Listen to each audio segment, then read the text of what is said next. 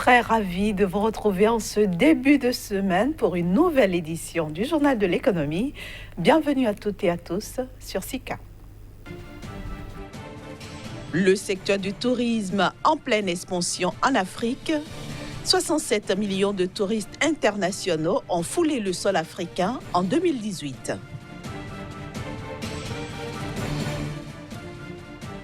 L'Afrique, région du monde qui réforme le plus sa réglementation agricole, c'est ce qui ressort d'un rapport de la Banque mondiale.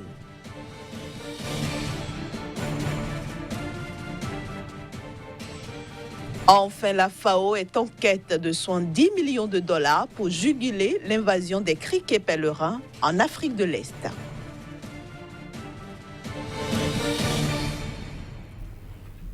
Avant le développement de ces titres, faisons tout d'abord un tour au Nigeria où la dette publique a atteint environ 111 milliards de dollars à fin septembre 2019.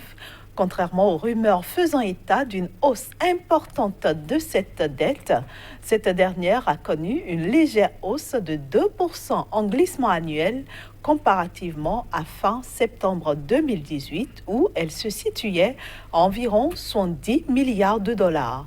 Ce montant rendu public par l'Agence de gestion de la dette englobe aussi bien la dette du gouvernement fédéral que celle des 36 gouvernements des différents États de la Fédération du Nigeria.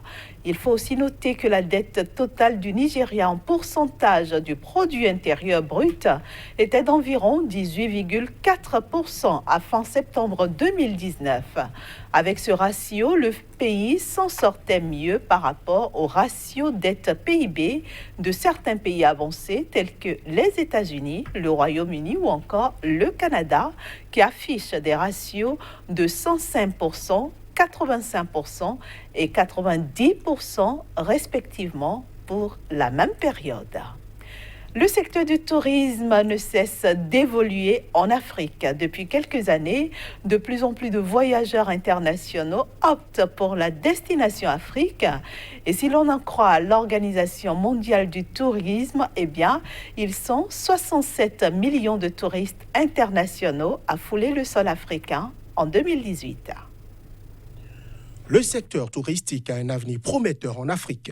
Au cours des 5 dernières années, le nombre de voyageurs a augmenté sans cesse sur le continent, passant à 67 millions de touristes internationaux en 2018, soit 7% de plus qu'en 2017, ce qui fait de l'Afrique la deuxième région touristique à la croissance la plus rapide dans le monde.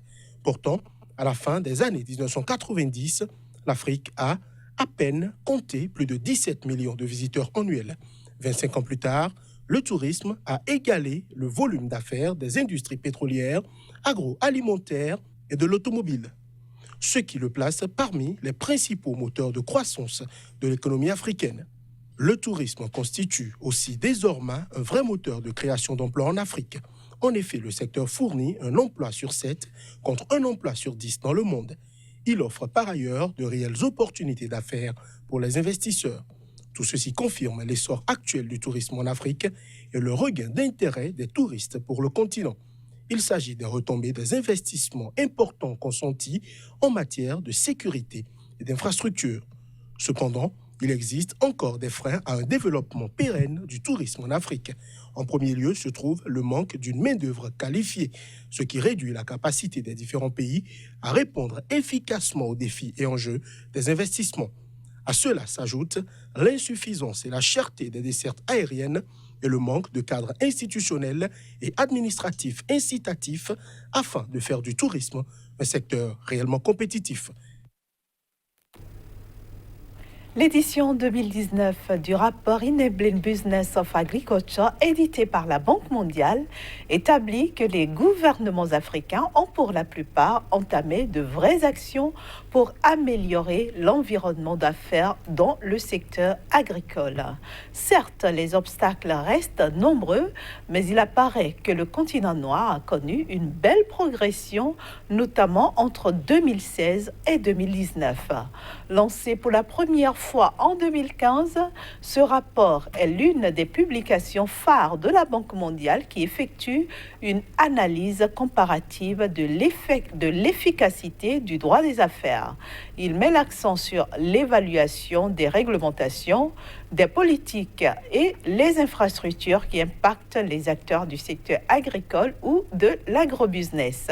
Son principal objectif est de fournir aux dirigeants un outil pouvant faciliter l'installation d'un environnement propice aux entreprises agricoles ou agro-industrielles, aussi bien au niveau local qu'au niveau régional. Je le disais en titre, 70 millions de dollars, c'est l'enveloppe que souhaite mobiliser l'Organisation des Nations Unies pour l'agriculture et l'alimentation afin de juguler l'invasion des criquets pèlerins en Afrique de l'Est. Dans la région déjà impactée par des sécheresses prolongées depuis ces dernières années, eh bien, les insectes sévissent notamment en Somalie, en Éthiopie, mais aussi au Kenya. En décidant de mobiliser une enveloppe de 70 millions de dollars pour juguler l'invasion des criquets pèlerins en Afrique de l'Est, l'Organisation des Nations Unies pour l'agriculture et l'alimentation, FAO, entend apporter sa contribution à la lutte contre ce phénomène qui menace la sécurité alimentaire. Les pays comme la Somalie, l'Éthiopie et le Kenya, déjà impactés par des sécheresses prolongées ces dernières années, sont les plus exposés. En dehors de ces pays déjà touchés dans la région, l'Ouganda et le Soudan du Sud présentent des risques d'invasion par les criquets en raison de leurs limites frontalières avec l'Éthiopie et le Kenya. Si les pays affectés ont déjà entamé des activités de contrôle, ces actions pourraient être insuffisantes à terme au regard de l'ampleur de la menace et en l'absence d'un soutien financier accru. Selon la FAO, un financement additionnel de la part de la communauté internationale de donateurs est nécessaire afin de permettre au gouvernement d'accéder à des outils et aux ressources pour mettre en œuvre les opérations de lutte. La FAO est prête pour mettre à profit son expertise et faciliter une réponse régionale coordonnée. De l'Afrique de l'Est, rendons-nous en Afrique de l'Ouest, cette fois-ci pour nous intéresser à la campagne agricole 2018-2019. Ça sera dans un court instant avec notre chroniqueur Casimir Kvedja. Bonjour Casimir, bienvenue à vous. Merci, bonjour Inès. Alors comment s'est déroulée la campagne agricole 2018-2019 en Afrique de l'Ouest ? Merci Inès. La campagne s'est très bien déroulée. Enfin, selon donc le message des experts en charge de l'agriculture au niveau donc de l'Union économique et monétaire ouest-africaine, réunie donc en 2019, courant mi-2019. Un niveau de récolte globalement satisfaisant a été donc noté au cours de cette réunion, c'est-à-dire la moyenne donc des 8 pays est largement, la récolte est largement au-dessus de la moyenne, ce qui permet aujourd'hui de faire face à la consommation locale déjà de céréales, mais aussi de tubercules en ce qui concerne donc ces produits vivriers. Et au-delà, nous avons eu beaucoup donc de récolte au niveau des produits de rente, notamment au niveau du coton et aussi au niveau de l'arachide, où des pays comme le Sénégal ont donc doublé leur production. Des pays comme le Bénin ont également donc donné un bon rendement, une bonne récolte, voilà, en ce qui concerne cette campagne 2018-2019 et déjà 2019-2020 s'annonce avec des perspectives certainement heureuses au regard donc de tout ce qui a été pris en termes donc de mesures pour pouvoir accompagner les producteurs, mais aussi accompagner donc les stratégies agraires au niveau donc de la sous-région ouest-africaine. En tout cas, beaucoup de satisfaction, mais il y a encore quelques zones de crainte que donc la réunion, les experts ont noté et ont attiré l'attention des gouvernants sur donc ce qui pourrait nuire un tant soit peu donc à cette belle performance au niveau de la région. Justement, est-ce que cette performance va impacter l'économie de la sous-région ouest-africaine ? Oui, au regard donc de ce qui convient d'appeler les produits de rente, surtout des pays comme le Mali, le Burkina Faso et pourquoi pas le Bénin, qui ont donné le meilleur d'eux-mêmes en termes donc des produits de rente, le Sénégal aussi. ils ont engrangé beaucoup de devises à la vente donc, de ces produits de rente. Mais au-delà de ça, c'est la région qui, de plus en plus, fait face à la question donc, de l'alimentation, à la question donc, de la sécurité alimentaire. Ça, il faut le souligner parce que lorsque l'agriculture, lorsque une population mange à sa faim, surtout au regard donc, de sa production agricole, c'est forcément que cette population pourra travailler davantage dans les autres sous-secteurs déjà au niveau du secteur secondaire. Il y a donc beaucoup de matières premières pour donc permettre aux industries de mieux fonctionner. C'est aussi le secteur tertiaire qui s'est mieux porté au cours donc, de cette année-là. Donc l'agriculture qui marche embrasse d'autres secteurs d'activité et ceci, c'est pour le bien-être de l'économie. Au-delà de ça, il faut également dire que l'impact, c'est beaucoup plus sur la résilience au niveau de la région et enfin, l'impact, c'est sur la population qui de plus en plus sort de la précarité pour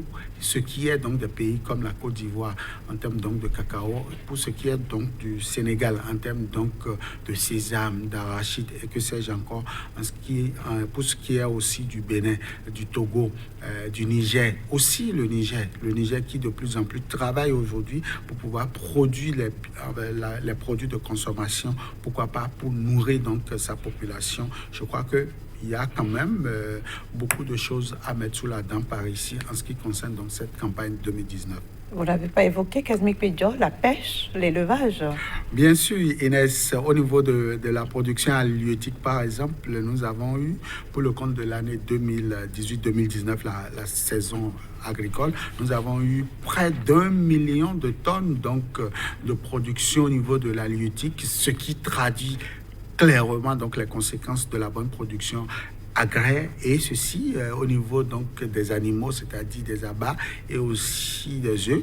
C'est la même chose, la bonne croissance après par là. Donc tous les sous-secteurs donc, de l'agriculture, à savoir l'élevage, la pêche et pourquoi pas l'activité agro-silvo-pastorale s'est mieux portée pour le compte donc, de l'année 2019. Cependant, les experts ont noté quand même quelques contre-performances liées donc à certaines pathologies telles que la peste porcine africaine, la goume, la grippe équine et acine, donc 4 pathologies, 4 épisodies qui ont failli décimer donc les cheptels. Je crois que des recommandations ont été faites pour que véritablement 2019-2020 on puisse donc conjurer au passé donc ces différents hantises là au niveau donc de la production. Alors, est-ce qu'on peut considérer, au regard de tout ce que vous venez de nous expliquer, que la sécurité alimentaire est garantie dans la région? On pourrait le dire s'il n'y avait pas 1,11 million donc, de personnes qui seront frappées, qui ont été frappées donc, par la question donc, de la sous-alimentation. Donc, il y a au niveau des pays comme le Niger, même le Sénégal, il y a donc la question de la sécurité alimentaire. Et puis, on a annoncé 2,8 millions de personnes qui risquent donc d'alourdir donc cette question-là si des mesures n'ont pas été prises. Heureusement que les différents pays ont travaillé pour améliorer cela. En tout cas, 2020 s'annonce très bien. On verra ce que ça va donner. Merci. Merci à vous, Kazmi Pédior, et bonne semaine. À vous de même. Voilà, chers amis téléspectateurs, c'est la fin de ce numéro du Journal de l'économie. Merci de l'avoir suivi.